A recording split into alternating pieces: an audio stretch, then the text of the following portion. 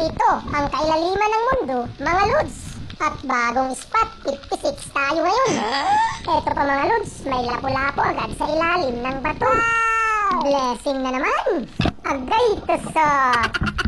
Grabe, primera klaseng isda sa unang lubo. Pero wait lang mga lods, dahil may nakita pa akong isang biyaya.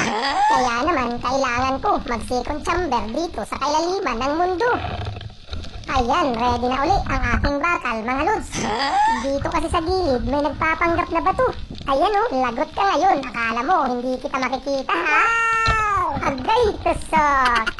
Adobo ka na ngayon. Talagang napalubog na naman tayo sa isang napakagandang spot mga lods. Eto pa mga lods, mayroong banggisan at dalagang dagat. Unahin na agad natin itong maganda at maamo pa.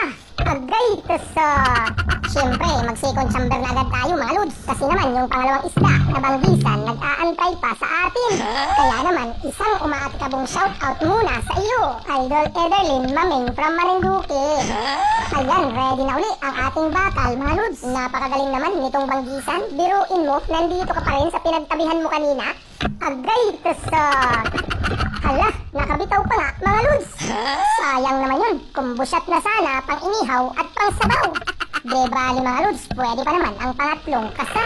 Wow! Dahil meron uli akong nakita, isa pang isda nakasandal sa gilid ng bato. Eto siya oh, ang ating paborito sa paksiw. Agay tusok. Napakagaling mga lods, nakadalawa uli tayo sa isang lubog. Wow! Eto pa mga lods, isang malalim na kuweba. Alam nyo ba, meron agad buntot akong nakita. O diba, nakita nyo na rin, marami pang ibang isda dito. Pero itong labahita, talaga namang napakalapad niya. Wow! Agay tusok. Grabe, napakalakas mga lods. Pero sorry ka na lang dahil magiging kilawin ka na ngayon. Kaya naman, ang nagbabagang shoutout ay para sa'yo, Idol Leonardo Bagaan. Wow! Eto pa, may nakatira sa ilalim ng malaking bato mga lods. Napakalaking banggisan. Agay tusok. Ito lang naman ang paborito sa inihaw ni Uncle. Grabe talaga, sa dami ng isda dito sa ating spot ngayon mga lods, kailangan ko na naman ng pangalawang kasa. Ayan, ready na uli ang ating bakal. Naaninag ko kasi itong isa pang banggisan dito sa ilalim ng bato.